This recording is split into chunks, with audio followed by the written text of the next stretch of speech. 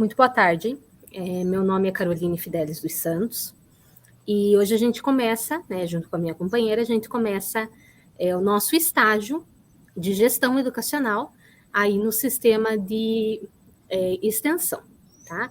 Então, nós somos do Centro Universitário Internacional Uninter e nós estamos aí na reta final, né, e vamos fazer algumas aulas, eu vou apresentar o cronograma já para vocês, mas a minha companheira vai se apresentar.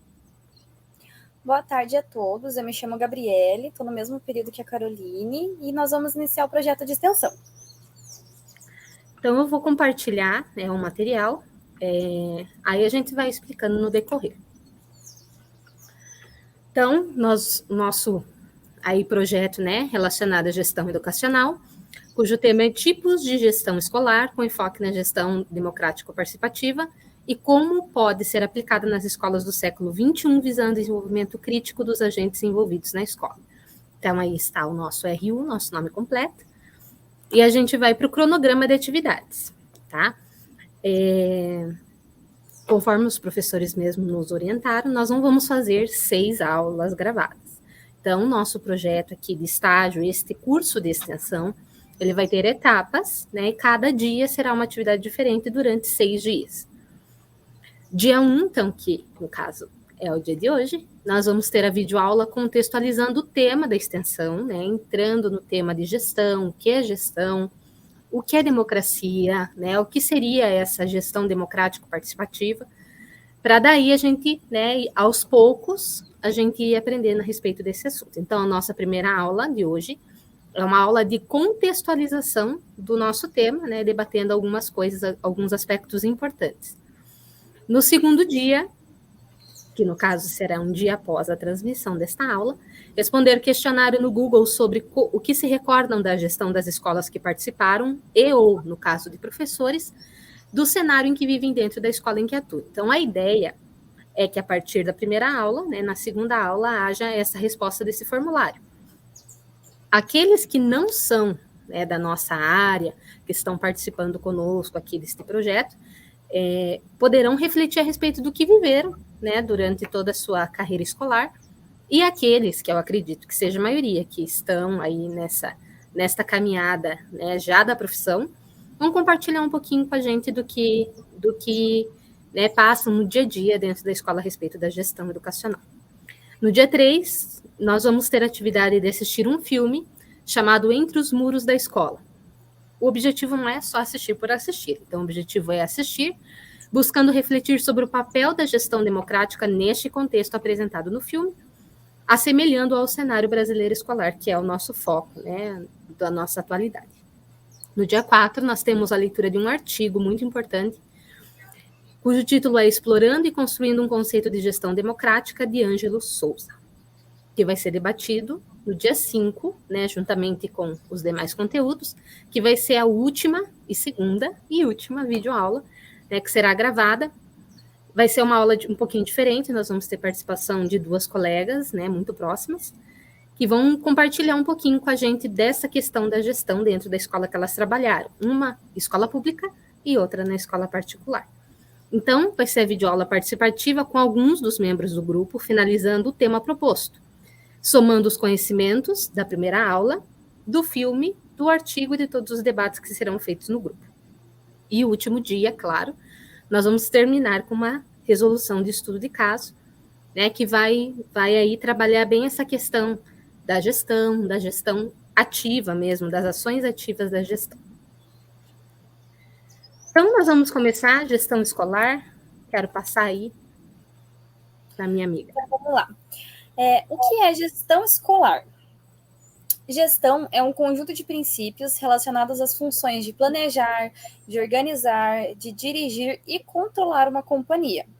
No caso da gestão empresarial, ela contempla também a aplicação desses princípios no aproveitamento de recursos físicos, humanos, principalmente financeiros e informacionais, de maneira eficiente e efetiva para atingir o objetivo da empresa. Então, gestão é realmente uma organização geral de um funcionamento de uma empresa, de uma companhia, de uma instituição, seja do que for.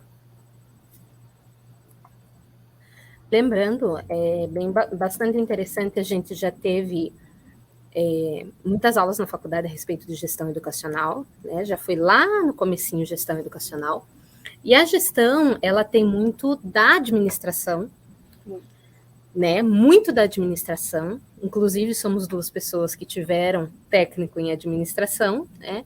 Sim. Então, o que nós vamos trabalhar aqui, achei até interessante, acho que até pulou. Não, está mais para frente.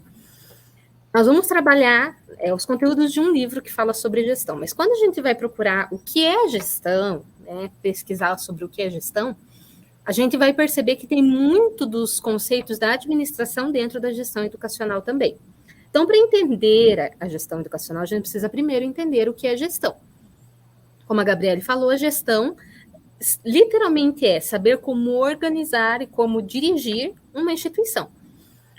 Só que isso precisa ir um pouco além quando a gente está falando de escola, porque, né, claro, a empresa, ela é dirigida, ela é gerenciada fundamentalmente, né, buscando lucro. Esse é o ponto máximo. Então, o que faz com que a gestão seja, vamos dizer assim, concluída de uma forma eficiente? É saber que está gerando lucros aquela empresa. A escola já é um pouquinho diferente. Mas, para a gente entender gestão educacional, a gente entende um pouquinho da gestão administrativa também das empresas. Claro, novamente, não podendo ser aplicado 100%, né, tem as suas especializações aí dentro da gestão educacional, mas vale muito a pena a gente entender um pouquinho de gestão empresarial. Então, a gestão é um conceito mais geral, mas que pode ser dividido em diferentes tipos. Então, não existe a gestão, né, só a gestão grande, existem as divisões de gestão. Uma delas é a gestão educacional.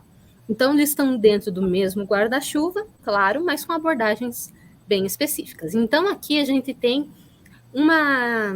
nesse quadrinho, a gente tem um resumo, assim, bem claro do que seria a gestão. Então, a gestão é o planejamento, que parte para a organização, que parte para a direção, que parte para o controle, e assim é um ciclo, né, vicioso sem fim, sempre planejamento, organização, direção e controle.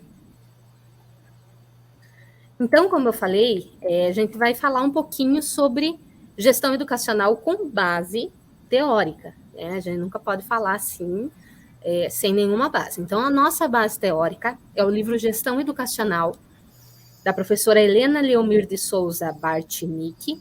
Inclusive, é o nosso livro base da faculdade, é um livro muito importante e que traz de forma bem clara a questão, né, da gestão educacional. Nós vamos trabalhar um capítulo, trazendo as nossas reflexões, as nossas opiniões, que é o capítulo 3, que fala sobre as concepções de gestão escolar e quem foca justamente no que a gente quer, que é a gestão democrática participativa. Então, nesse ponto, nós entramos nas concepções de gestão escolar. A gestão do trabalho educativo assume diferentes conotações de acordo com a concepção que seus dirigentes detêm. Então, de acordo com o seu dirigente, ela vai ter uma conotação, um significado, até um objetivo diferente. Sobre educação, ensino-aprendizagem, formação humana e os papéis dos sujeitos desse processo. Um dos grandes escritores, né, que embasam tanto a Bartnick quanto o nosso trabalho aqui, e como também todo o nosso projeto aí de extensão deste curso, é o Libânio, né? Para quem aí não conhece, professor Dr. José Carlos Libânio, ele é um professor muito importante na área aí de formação de professores, que é o nosso foco aqui, né? Nós não estamos falando lá com as crianças, com os pequenos, não, nós estamos falando com pessoas adultas, principalmente aquelas pessoas que estão envolvidas aí na questão escolar. Professores, pedagogos, psicopedagogos, por que não? E toda a comunidade escolar mesmo, né? Alunos, os pais, toda a comunidade escolar. E quando a gente fala do Libânio, o Libânio, para quem não conhece, o Libânio atua na área da educação, ensinando, pesquisando e escrevendo sobre os seguintes temas. Entre muitos temas, teoria da educação, teoria histórico-cultural, que é muito importante, histórico-cultural ou histórico-crítica, é muito importante também nessa questão da gestão. Teoria do ensino para o desenvolvimento humano, didática e formação de professores, ensino e aprendizagem, políticas públicas para a escola, Mas o principal que a gente quer enfocar aqui a respeito do Libânio é a organização e gestão da escola. A Bartnik vai trazer, a partir de agora, a gente vai dar uma conversada sobre alguns pensamentos do Libânio e alguns estudos dele a respeito de cada tipo de gestão. Então, cada tipo de gestão que houve, né, desde o princípio dos estudos até os dias atuais, né, o que é necessário nos dias atuais dentro da gestão educacional, mas ele fala bastante das características de cada tipo de gestão, que fica, né, bem claro e é muito importante para a gente, antes da gente entrar na gestão, né, que a gente quer, que é a gestão democrático-participativa. Então, o Libânio, ele, como foi comentado, ele é muito importante mesmo nesse âmbito, e esse estudioso, ele classifica as concepções de gestão e organização escolar em 4 grupos: a técnico-científica, a autogestionária, a interpretativa e a democrático-participativa. Então, vamos lá. Cada uma de nós vai falar de um, tá? Então, nós temos 4 tipos, claro, que pode haver outros estudiosos podem dividir de forma diferente, mas como aqui, né, a nossa escritora, ela está embasando, né, a questão da gestão no Libânio, nós vamos trabalhar os 4 tipos de gestão que Libânio caracteriza. Então, a primeira, técnico-científica, o nome por si, né, já diz, técnico, a gente já lembra ali do sistema tecnicista de ensino, né, a autoridade de uma forma um pouquinho diferente. Então, quando a gente fala da técnico-científica, baseia-se na hierarquia de cargos e de funções, nas regras e nos procedimentos administrativos para a racionalização do trabalho e a eficiência dos serviços escolares. Sua versão mais atual é a gestão de qualidade total. Quem aí alguma vez teve acesso, né, à administração, vocês vão saber que é esse tipo de gestão que é aplicada nas empresas normalmente. É a gestão de qualidade total, com ênfase na utilização dos princípios da administração empresarial. Então, literalmente levar ao pé da letra o que as empresas, né, trabalham. Só que a gente precisa entender que a educação, ela não é um produto, né, ela não é um produto a ser comercializado, que você precisa ter essa gestão de qualidade total. Então, tudo tem que estar em perfeita ordem e tudo deve funcionar, né, como aquele filme do Charlie Chaplin, que é muito utilizado, né, não são peças em cima de uma esteira. Os alunos não funcionam dessa forma. Mas durante muito tempo, e talvez em até algumas escolas, seja aplicado esse tipo de gestão, que é a gestão técnico-científica. É a gestão da qualidade total que tem essa ênfase na questão empresarial. Temos também a autogestionária. Ela fundamenta-se na responsabilidade coletiva, na ausência da direção centralizada e na acentuação da participação direta e por igual de todos os membros da instituição escolar. Então, a gente tem nessa uma gestão mais igualitária nessa questão, onde não tem um detentor ali que vai ser o comandante, o diretor, né, de toda a gestão, mas sim todos possuem responsabilidades coletivas, participações iguais, colaborações iguais. Então, todos os membros da instituição escolar, eles têm o mesmo direito de participação, de sugestão, de colaboração e assim por diante. E a autogestionária, ela tem um problema, né? Todas elas têm um problema até a gente chegar na democrática participativa. A autogestionária parece boa, mas sem um gestor, né, sem alguém que esteja direcionando, talvez não funcione, não vá muito para frente. Que desorganizado. Sim, desorganizado. Gente, aquilo não pode ser um autoritarismo, né, da gente achar que eu posso, eu faço, eu como gestor de uma escola, eu sou o dono da escola. Não sou o dono da escola. Né, mas também há necessidade de uma pessoa, né, vamos dizer assim, de um personagem dentro da escola que tenha uma certa autoridade, que direcione os demais naquilo que é necessário, né? Assim como qualquer outra instituição, na escola também se faz necessária essa ordem, né? Que tenha alguém com responsabilidade, alguém, né, para que os demais agentes da escola possam recorrer a ele, que ele tenha, né, a detenção aí do conhecimento necessário. Então, a interpretativa, que é a próxima, já vem pensando nessa problemática. Então, contrapõe-se fortemente a concepção técnico-científica por priorizar a análise dos processos de gestão e de organização dos significados subjetivos. Então, não é só aquilo que é quantitativo, mas também aquilo que é qualitativo, nas intenções e na interação das pessoas. Então, leva muito em conta também a relação social, que a gestão de qualidade total não leva em conta em momento algum. Vendo, portanto, as práticas de organização como uma construção social. Então, a interpretativa, ela reconhece que precisa ter um gestor, diferente da autogestionária, né? Mas que o importante é que seja esta gestão construída de forma social, em que todos participem de alguma forma. Em seguida, nós entramos com a democrático-participativa. Ela baseia-se na relação entre a direção e a participação dos membros da equipe, prioriza os objetivos assumidos por todos e a tomada de decisões coletivas. Então, ela pega basicamente a autogestionária e ela inclui um centro ali, como a Carol havia comentado, né? Alguém a quem recorrer. Então, ela inclui essa questão da direção. Então, além da direção, tem também a participação de todos os membros da equipe, os objetivos, as tomadas de decisões coletivas. Então, não chega a ser um autoritarismo ali, como foi comentado acima, né? É realmente só para ter chega a ter uma pessoa ali a quem recorrer. E é nela que a gente vai enfocar, né, a partir de agora. Então, aqui a gente vai trazer algumas características bem rápido de cada uma, né, desses tipos de gestão. Então, a técnico-científica, que a gente já falou, nós temos prescrição detalhada de funções e tarefas, acentuando a divisão técnica do trabalho escolar. Então, é como eu falei lá daquele filme do Charlie Chaplin, né? Cada um aperta o seu parafuso e ninguém mais faz nada, além daquilo, né? Então, se um colega precisar de ajuda, não, o meu trabalho é esse, eu fiz ele, então, cada um no seu canto, né?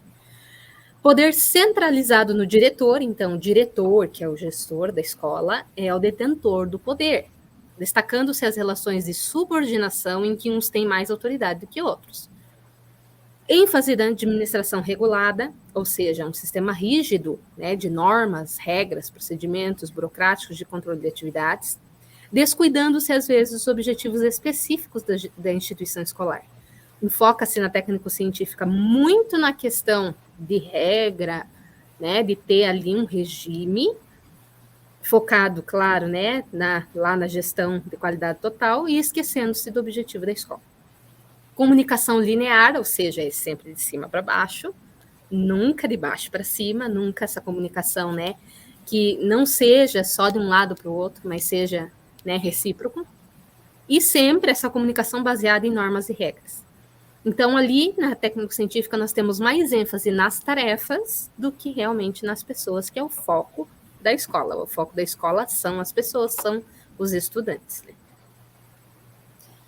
Então, nós entramos na autogestionária. Ela tende a negar a autoridade e as formas centralizadas de poder, valorizando a construção de normas e regulamentos pelo próprio grupo. Então, ela elimina qualquer tipo de direção, qualquer tipo de norteamento de uma pessoa específica a quem recorrer. As normas, os regulamentos, os objetivos são definidos pelo grupo no geral, e não por uma pessoa específica, não tem um líder, não tem um diretor, não tem a quem recorrer, nesse caso. Vincula as formas de gestão interna com as formas de autogestão social, poder coletivo na escola para preparar as formas de autogestão no plano político. Então, a questão de ter um diretor, um pedagogo, essas questões assim também já estão um pouco mais de lado, né, no plano político também. Há decisões coletivas, assembleias, reuniões e a eliminação de todas as formas de exercício de autoridade de poder. Então, como eu mencionei ali em cima, ele realmente elimina totalmente a questão de uma direção única, de ter uma pessoa específica, realmente ele foca muito nessa questão de tudo ser escolhido, realizado, planejado e organizado por um grupo no geral. Todo mundo. Exatamente, todo mundo. Enfatiza a auto-organização do grupo de pessoas da instituição por meio de eleições e de alternância no exercício das funções.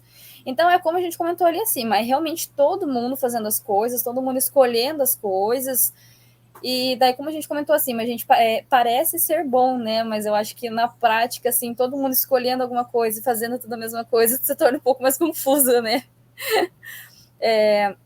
Recusa as normas e os sistemas de controles, acentuando as responsabilidades coletivas. Acredita no poder instituinte da instituição e recusa todo o poder instituído. O caráter instituído dá-se pela prática da participação e da autogestão, modos pelos quais se contesta o poder do instituído. Então, é realmente isso que a gente comenta desde o começo, assim, nessa questão de o coletivo, né, de todos fazerem, de todos escolherem, né, enfatiza a inter-relações mais do que as tarefas. Então, é aquela de não ter um objetivo definido por tal grupo, por tal pessoa. É mais as relações do que as tarefas. É interessante essa autogestionária, porque se todo mundo escolhesse a mesma coisa, seria bom, né? Se todo mundo pensasse do mesmo jeito, se todo mundo tivesse as mesmas opiniões, o mesmo grau de conhecimento de lei, seria bacana. Mas, na prática, né, a gente sabe que em grupo precisa ter alguém que encabece, né? Nem que seja assim para chamar a atenção de, opa, peraí, aqui não é bem assim que funciona, né? Se todo mundo pensasse do mesmo jeito, talvez essa nem precisasse da democrática participativa, mas precisa. Então, a interpretativa, a escola é uma realidade social subjetivamente construída, não dada nem objetiva, que é o que a democrática participativa já vem trazendo uma crítica, né? É uma realidade social subjetiva? Será que é tão subjetiva assim a realidade social em que a escola está inserida? E na verdade não, né? Tudo que acontece ao redor ou dentro da escola define o tipo de gestão que será necessário aplicar. Privilegia menos o ato de organizar, olha só, e mais a ação organizadora. Então, planejamento, para que planejar? É mais fácil agir, né? Mas, claro, né? É necessário planejamento, tá dentro da gestão também. Então, eles privilegiam menos o ato de organizar e mais a ação organizadora com valores e práticas compartilhados.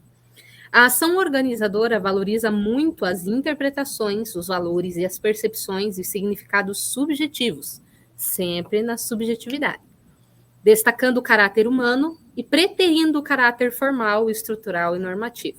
Então, para eles é muito mais importante, né, nessa questão da gestão interpretativa, o caráter humano do que aquela formalidade, as normas que realmente a gestão escolar pede. E aí a gente parte aí com a Gabi para a última, democrático-participativa. Na democrático-participativa, nós temos a definição explícita por parte da equipe escolar de objetivos sociopolíticos e pedagógicos da escola. Então, nesse momento, a gente já percebe que a democrático-participativa ela é mais organizada em todos esses sentidos sociopolíticos e pedagógicos, incluindo o PPP, por exemplo, é um grande exemplo dessa democrático-participativa. A articulação das atividades de direção com a iniciativa e a participação das pessoas das pessoas da escola e das que se relacionam com ela. Então, nisso entra a questão da democrático-participativa das pessoas que não são apenas as pessoas que trabalham na escola, mas as pessoas da comunidade também, elas entram nesse requisito, elas participam, elas opinam, elas dão sugestão para todas essas questões da escola. A qualificação e a competência profissional, então a gente entra mais no profissionalismo, a gente não vai entrar somente numa relação entre pessoas, como, por exemplo, a anterior ou a interpretativa, a gente vai entrar numa competência profissional, numa objetividade maior. Como mencionado ali, ela busca a objetividade no trato das questões da organização e da gestão mediante a coleta de informações reais. Então, isso é muito importante também, que a democrático-participativa, ela tem a base de coleta de informações reais, o que é de suma importância. O acompanhamento e avaliação sistemáticos com finalidade pedagógica, diagnóstico, acompanhamento dos trabalhos, reorientação de rumos e ações, tomadas de decisões. Então, nesse requisito, a gente vê que a organização da democrático-participativa ela é maior. Então, além de ter um diretor e de ter, obviamente, todos os participantes em conjunto, fazendo todas as questões, ela é muito mais organizada, ela tem um fundamento, ela tem um diagnóstico, ela tem uma solução de problemas, então ela tem uma organização muito melhor. Todos dirigem e são dirigidos, todos avaliam e são avaliados. Então, nesse requisito, a gente não vê a democrático participativa porque tem um gestor, porque tem um diretor, que ele é o detentor de tudo, que ele é o que vai mandar em tudo. Não é nessa questão, é para ter a quem recorrer em situações da qual você não vai saber lidar, você não vai saber recorrer. Então, você ter uma pessoa ali, mas também você ter a sua autonomia, você ter a sua autoridade, você ter como opinar, você ter como desenvolver e assim vai. E ênfase tanto nas tarefas quanto nas relações. A gente percebe que nas anteriores mencionadas, ou tinha ênfase só nas relações, ou tinha ênfase só nas tarefas, ou tinha ênfase só nos resultados, ou tinha ênfase só na prática. A democrática participativa não. Ela pega e ela tem ênfase em todas essas relações, nas tarefas, nessas relações, nas relações sociais, nos resultados, no acompanhamento profissional. Ela pega e ela engloba tudo e ela encaixa daí perfeitamente. Bom, então, já que a Gabi falou bastante sobre a concepção democrática participativa, eu acho que agora ficou mais fácil da gente entender o que vem a partir daí. A gente vai entender um pouquinho sobre o conceito de democrático participativo antes da gente voltar a falar da gestão aí escolar. Então, vamos falar um pouquinho sobre o que é democracia. Aliás, uma palavra que está em alta ultimamente, né?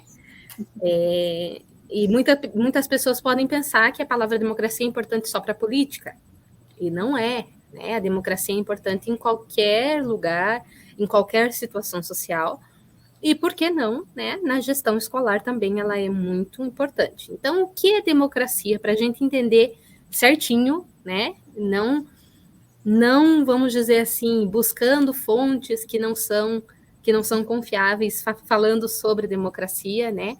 Mas sim, vamos, né, para a fonte mesmo, que é a Grécia. Na Grécia Antiga começou o conceito de democracia. Então, ele teve origem na Grécia Antiga, e no decorrer da história, esta palavra democracia, ela foi sendo transformada e interpretada de maneiras diferentes até chegar, claro, no século XXI, né, nos nossos dias, que inclusive é o tópico principal aí do nosso tema, né, o nosso tema base.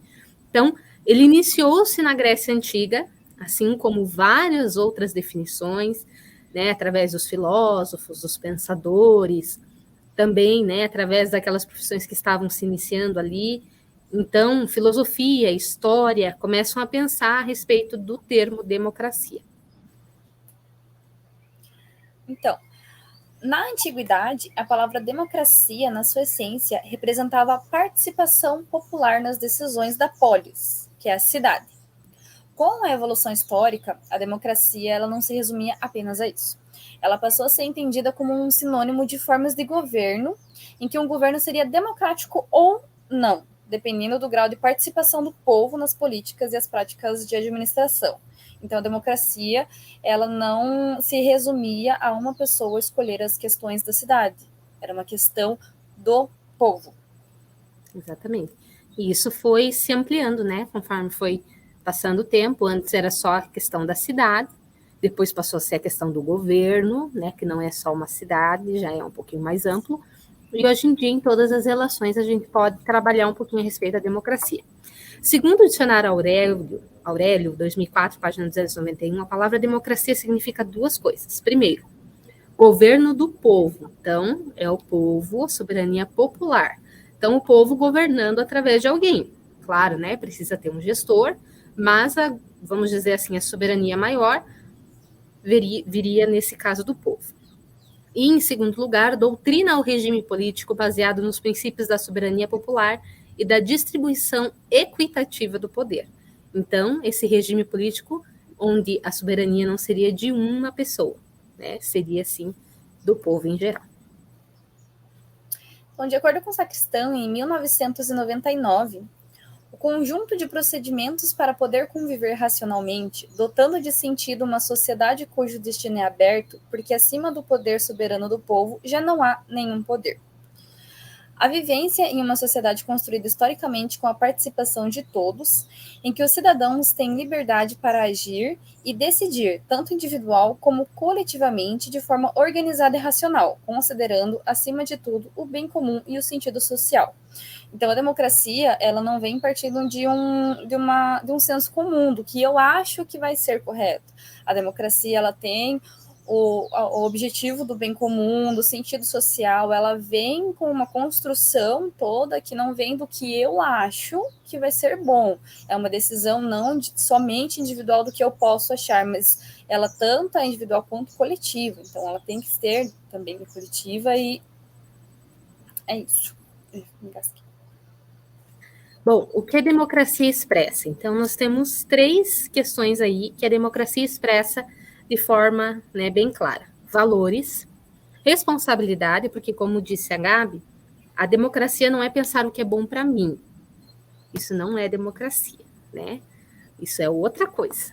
Democracia é pensar no bem de todos, que às vezes não vai satisfazer 100% a minha vontade, mas é o que, né, será bom aí, nesse caso da escola, o que será bom para a comunidade escolar, né? O que é a melhor decisão, a melhor tomada de decisão, o que é a melhor solução para esse problema. É aquela decisão que é tomada em conjunto com diversas pessoas, que é discutida, que é debatida e que é chegado, né? E num senso comum que todos concordem, né, com aquela tomada de decisão. Então, há uma responsabilidade muito grande, principalmente para o gestor, né, que decide ser um gestor democrático. Então, a democracia ela tem uma grande responsabilidade.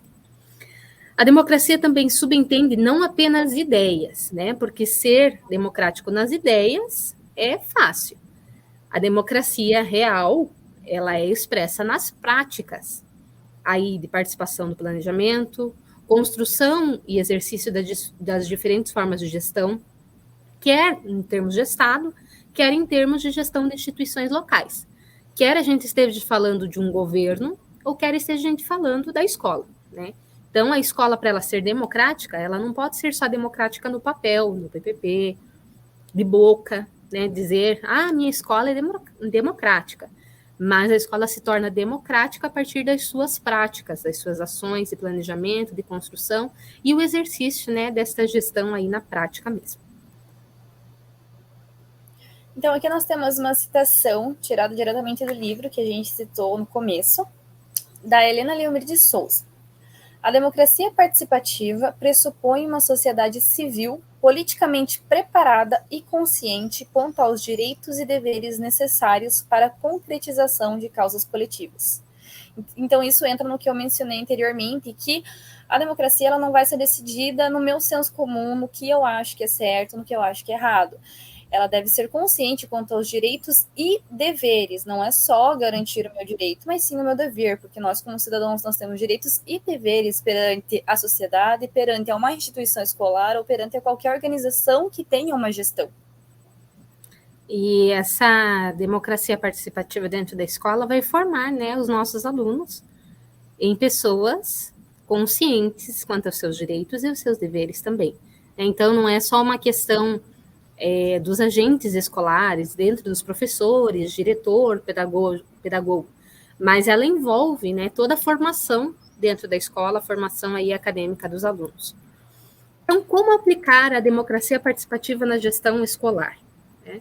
Como aplicar tudo isso que a gente falou sobre, né, a gente pensar no bem comum, a gente pensar que não somos só, né, pessoas de direito, mas também de deveres, pensar em como realmente colocar em prática isso, como eu falei, né? A democracia na fala ou no papel não é democracia. Então, para se ter essa democracia participativa dentro da gestão, a gente precisa pensar algumas coisas. Quando transpomos esse raciocínio para a gestão escolar, todo esse raciocínio que a gente fez sobre democracia, em que o objetivo maior é a formação técnica e política do cidadão humano, a participação adquire maior relevância. Então, não é só a democracia, é a democracia com participação. Então, dentro da escola, onde o objetivo é formar pessoas, essa participação é ainda mais relevante. E se configura na forma mais adequada de construir uma gestão democrática. Primeiro, por possibilitar o envolvimento de todos os integrantes da escola no processo de tomada de decisão, organização e funcionamento do trabalho pedagógico e administrativo. Então, é muito importante essa participação, né, dos alunos, dos professores, dos agentes da escola e também da comunidade escolar, para que, né, haja esse envolvimento, né, nas tomadas de decisão. Segundo, porque o fato de todos participarem do planejamento, reflexão e execução das práticas de gestão amplia o conhecimento acerca dos objetivos, aprofunda a compreensão das funções e metas da escola e, consequentemente, amplia o grau de interação entre equipe diretiva e pedagógica, docentes e discentes, pais e comunidade. Então, além de trazer um benefício ali dentro da sala de aula mesmo para o aluno, ela traz um benefício muito mais abrangente, quer trazer, eu acredito que lendo aqui essa escritora, o livro, me veio um pensamento, uma reflexão muito forte, assim, de que quando você está dentro de uma escola democrática participativa, eu estudei no ensino médio numa escola que eu tenho certeza que a gestão era dessa forma, mesmo que eu não compreendesse na época, te traz um sentimento de pertencimento. Você não é um objeto solto dentro da escola. O teu pai, a tua mãe, não é um objeto solto dentro da escola. O professor não é alguém solto dentro da escola. Todo mundo tem aquele sentimento de pertencimento, de que a responsabilidade é de todo mundo, os deveres são de todo mundo tem direito, todo mundo, né, é bem acolhido, todo mundo é respeitado, todo mundo é ouvido. Então, isso traz algo muito importante, porque normalmente os alunos, sejam crianças, sejam adolescentes, sejam jovens, ou sejam os adultos mesmo no trabalho ali dentro da escola, se tem uma coisa ruim é trabalhar num lugar onde você não se sente pertencente. Isso é uma realidade, né? Então, essa democracia participativa dentro da gestão traz um benefício muito grande, que é fazer com que realmente todo mundo se sinta parte daquela responsabilidade e se sinta acolhido dentro daquela escola, e que aquilo não seja um peso, não seja um fardo, não seja, né, uma coisa assim ruim, mas que realmente faça sentido. E com certeza, né, quando esse aluno sair dessa escola, ele vai ter boas recordações e com certeza vai ter aprendido muito, não só do conhecimento técnico, do conhecimento científico, mas também do conhecimento prático ali, né, da questão da escola. Essa discussão sobre a participação democrática na gestão escolar é fundamentada por Libânio, Oliveira e Tucci, que relacionam o conceito ao de autonomia. Para os autores, o conceito de participação fundamenta-se no princípio da autonomia, que significa a capacidade das pessoas e dos grupos para a livre determinação de si próprios, isto é, a condução da própria vida. Como a autonomia opõe-se às formas autoritárias de tomadas de decisão, sua realização concreta nas instituições dá-se pela participação livre na escolha de objetivos e processos de trabalho e na construção conjunta do ambiente de trabalho. Então, essa questão da autonomia, ela é de extrema importância para toda a construção da democracia, da gestão democrática. Ela é todo elas se unem, assim, sabe? Porque a autonomia é que faz com que você é que nem a Carol comentou agora, você faça parte, você não seja um objeto solto na instituição, você não seja um objeto solto no local onde você está. A autonomia de fazer a escolha da construção conjunta do ambiente de trabalho, nos processos de trabalho, você ter essa autonomia de escolha, de decisão, a tomada de decisão, ela é de extrema importância para que você se sinta parte disso, para que você não se sinta um objeto solto que lá no meio, como a Carol comentou. E o fato de você começar a ter autonomia e você se sentir parte disso, começa a criação da democracia dentro das instituições e dentro de qualquer área de trabalho. E a gente ouve muito, né, dos nossos colegas aí, que eram os colegas de faculdade, de reclamações mesmo, de que não se sentem à vontade para trabalhar, de repente, né, propõem uma atividade, não, né, porque você é novo, porque você acabou de entrar na escola, porque você é estagiário. Então, se tem essa dificuldade dessa autonomia de trabalho, não que, o que me der na cabeça eu vou lá fazer, não, mas ter essa abertura, né, para você ter as suas ideias, propor novas atividades, propor solução de problema. De repente tem um aluno com alguma dificuldade, você tem, né, oportunidade de dar a tua opinião. Então, isso, na participação, a autonomia, né, traz bastante dessa importância mesmo dentro da escola. O que é necessário para estabelecermos um processo propiciador de autonomia nas escolas? Novamente, é igual a gestão falada não é, né, a gestão democrática não é gestão democrática falada.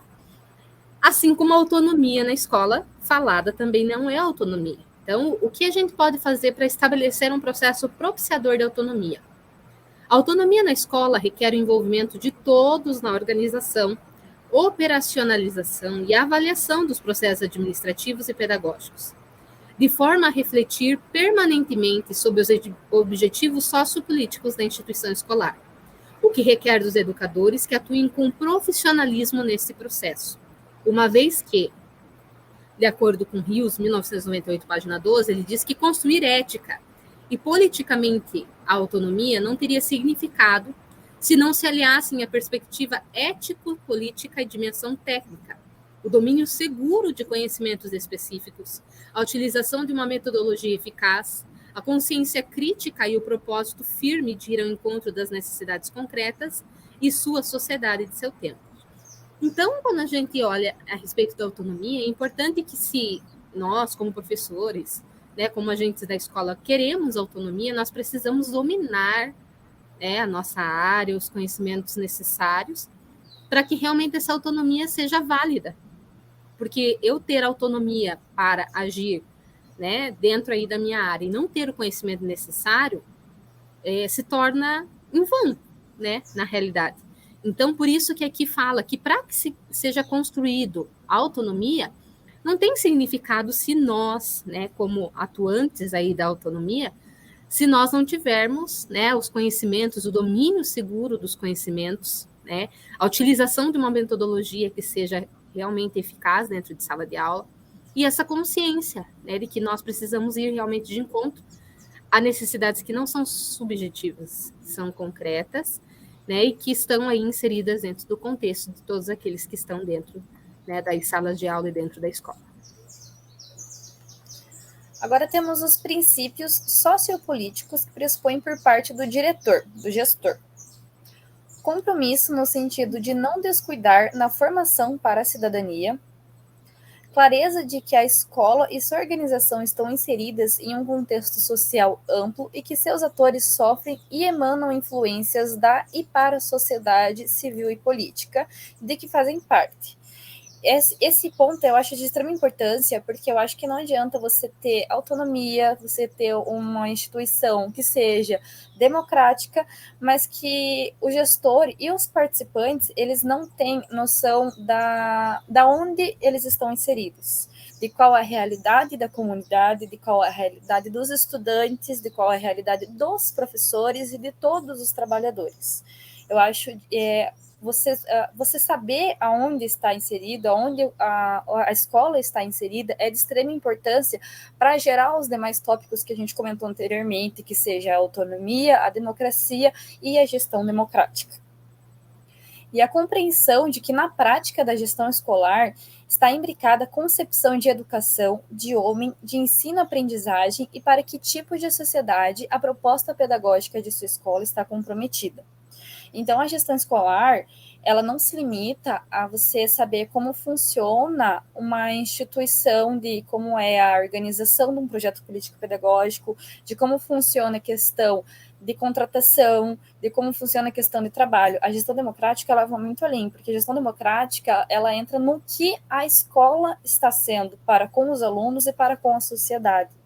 Vai entrar numa questão de quem nós vamos formar, de quem nós estamos formando. Então, entra nesse princípio de que da educação do homem, do ensino-aprendizagem, essas coisas citadas, ela entra muito nesse ponto. As práticas de gestão exigem de toda a equipe, em especial da direção da escola, ou seja, da gestão, espírito de liderança. É o que a gente falou lá no começo, né? Uma das abordagens, um dos tipos de gestão, ele exclui o gestor. E isso é um erro, porque é necessário um gestor. Então, aquele que está na direção da escola, não só aquele que está na direção da escola, eu vou além, né? Eu acho que até mesmo o professor dentro de sala de aula, ele precisa ter o espírito de liderança. porque senão vira bagunça, né? Então, aquele que está dentro, né, da escola, dirigindo, no caso, o gestor, precisa ter esse espírito de liderança, precisa ter capacidade de diálogo, porque o diálogo, né, dentro da democracia, é o diálogo que é a chave, né? Não é o autoritarismo, como, né, em alguns casos, não. É a capacidade de diálogo que é muito importante. A capacidade de construir consensos, ou seja, de fazer com que, mesmo que hajam diferentes pensamentos, mesmo que hajam diferentes opiniões, que haja um consenso, né, para que toda a comunidade escolar, para que a escola, né, se desenvolva bem. E de coordenar o processo de decisão e realização do trabalho pedagógico, além da postura firme e autonomia para construir encaminhamentos e criar condições para a operacionalização das decisões. Então, ali, vamos dizer assim, que o gestor é a cabeça de um grande corpo que precisa funcionar bem e que precisa se desenvolver, né? E mesmo que ele seja só uma parte desse corpo, toda a questão de construção, de encaminhamento, né? Toda a questão da condição que será criada para que isso aconteça, para que esse desenvolvimento aconteça, está na pessoa do gestor. Então, o gestor democrático precisa, né, ter esse espírito de liderança, saber dialogar e saber construir, né, fazer com que esse trabalho pedagógico aí seja desenvolvido de uma forma que todos sejam, né, contemplados e que seja bom para todo mundo. Veiga, em 1998, amplia o conceito de autonomia da gestão escolar ao analisar sua importância nas instituições educativas, classificando em 4 dimensões. A autonomia administrativa representa a possibilidade de os profissionais da escola gerirem os planos, o programa e os projetos, adequando-os à estrutura da instituição, à realidade na qual se inserem e ao contexto histórico e social. A autonomia administrativa compreende um espaço de negociação e garantia do direito da comunidade escolar eleger seus dirigentes, constituir conselhos escolares com funções deliberativa, consultiva e fiscalizadora, bem como elaborar e aprovar nos respectivos conselhos o plano de gestão da escola. Então, nessa questão, nós vemos 2 pontos bem importantes. A autonomia de você fazer, de você ter os planos e os programas, ela também não deve gerir de um senso comum, do que eu acho que vai ser o certo. A autonomia, ela também vem de toda uma estrutura, de toda da inserção na sociedade, de toda a estrutura física da instituição, e também a autonomia de eleger os seus dirigentes, né? Porque na escola nós temos essa eleição de dirigentes dos conselhos escolares com as suas funções, e essa autonomia de você ter o poder, de você escolher, de você ter um local de fala ali, de escolha, também é de extrema importância. Aí nós temos, segundo, autonomia pedagógica. Tem a ver com as normas, encaminhamentos e procedimentos das questões pedagógicas, tais como elaboração e explicitação de objetivos pedagógicos, científicos, tecnológicos, artísticos e culturais, análise, implementação e avaliação do currículo escolar, seleção e organização de conteúdos, construção de metodologias e práticas avaliativas, instituição da pesquisa e de programas de formação continuada, que é muito importante, que faz parte dessa autonomia da gestão, em parceria com universidades e outras agências sociais, estabelecimento de critérios sobre acesso, promoção e recuperação dos alunos, e conferência de graus e outros títulos escolares, considerando-se sempre a função social da escola, a organização do trabalho pedagógico e a melhoria permanente do processo de ensino-aprendizagem. Então, a autonomia pedagógica é muito importante, não só para o gestor, mas para cada profissional dentro da sala de aula. É muito importante, inclusive essa questão da formação continuada é uma questão que a gente discute muito dentro da universidade e que a gente vê que está em falta, né, dentro das gestões das escolas aí. Tem uma falta muito grande, um déficit muito grande, porque não se coloca como algo importante a formação continuada do professor dentro da escola, né? Porque cada escola tem a sua necessidade, os alunos têm as suas necessidades, Então, é bem importante dentro dessa autonomia pedagógica, né, que os professores tenham autonomia e que a gestão, tendo essa autonomia pedagógica, possa também olhar, né, para essa questão de formação continuada e as demais questões, sempre lembrando da função social da escola, de organizar esse trabalho pedagógico e melhorar sempre o processo de ensino-aprendizagem. Temos a autonomia jurídica.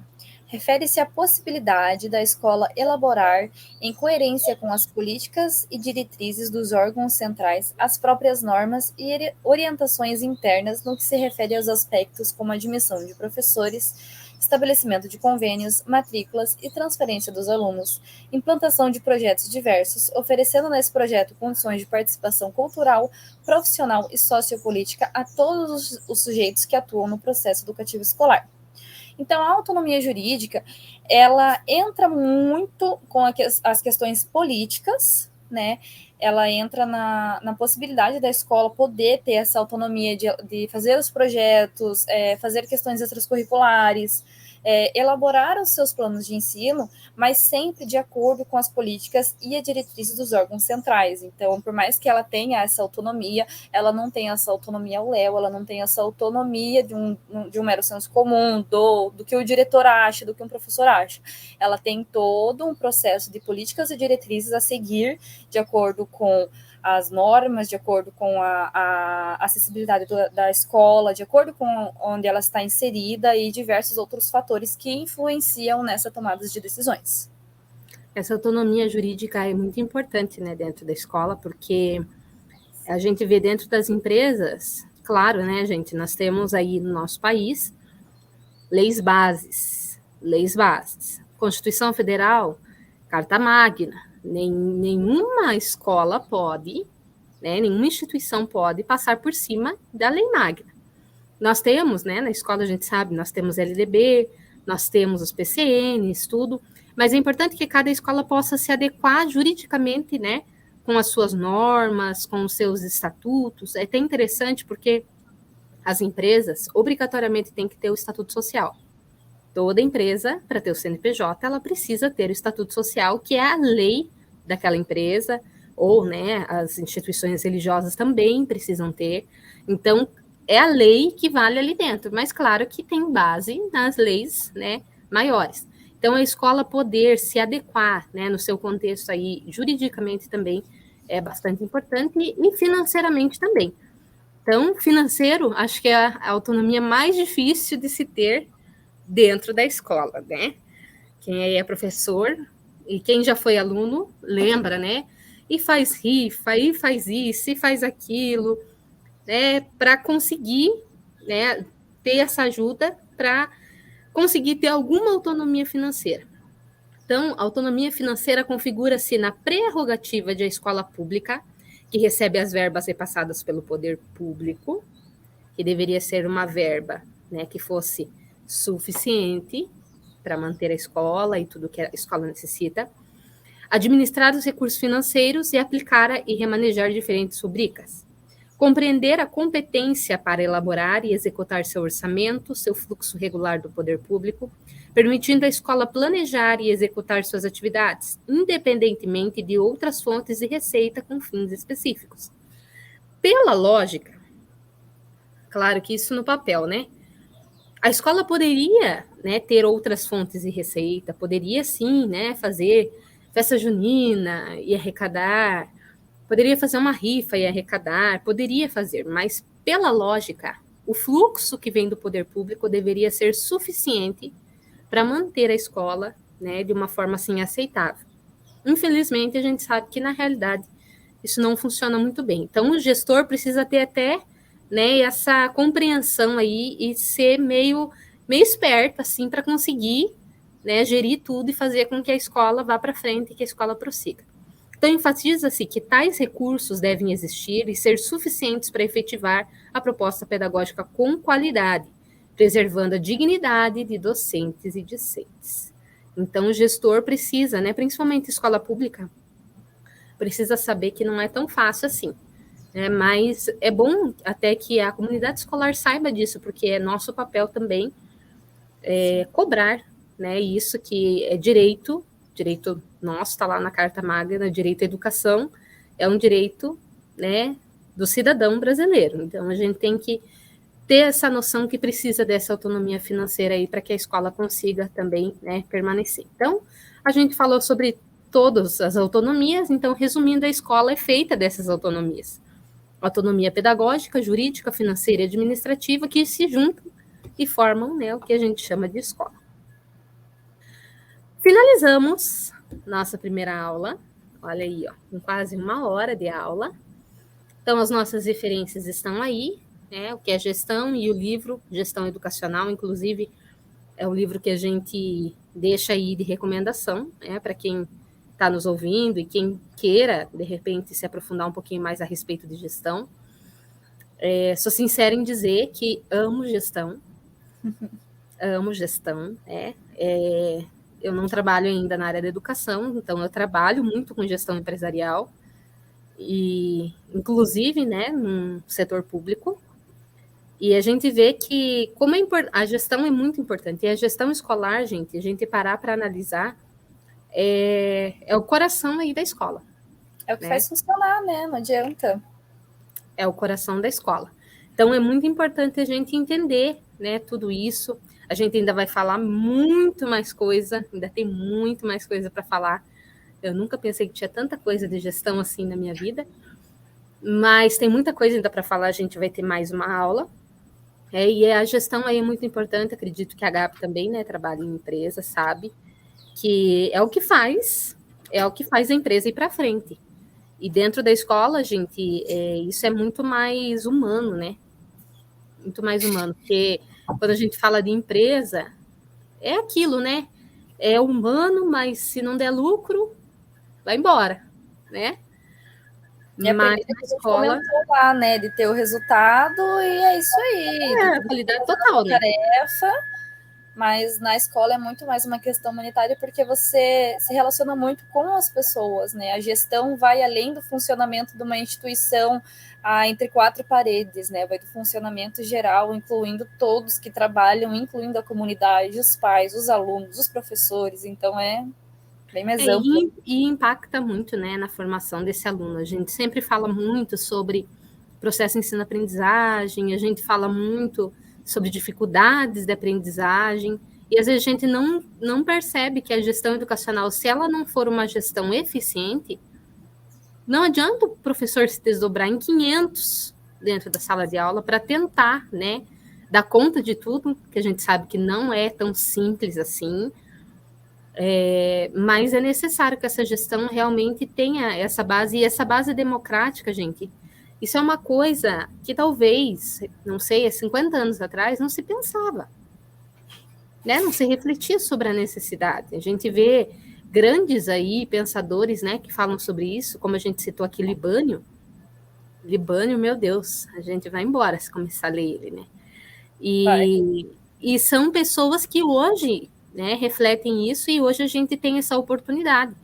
Então, se hoje nós temos acesso, né, é importante que a gente comece a repensar, mesmo que talvez você pense assim, mas eu não sou o gestor de uma escola, talvez um dia, eu não sei, né, o que será daqui para frente, e também como professores, a gente precisa pensar um pouco, de repente, a gente pode contribuir, né, em alguma coisa aí na questão da gestão, mesmo não sendo ainda, ou mesmo nunca sendo o gestor de uma escola, mas a gestão não envolve só o gestor, né, envolve todo mundo aí que está dentro desse processo. Tá certo? Gabi, quer falar mais alguma coisa? Tá, tudo certo. Tudo certo? Tudo gente, certo. Então é o seguinte, a gente finaliza a nossa primeira aula aqui. Nós ainda vamos ter mais uma videoaula no 5º dia aí do curso, tá?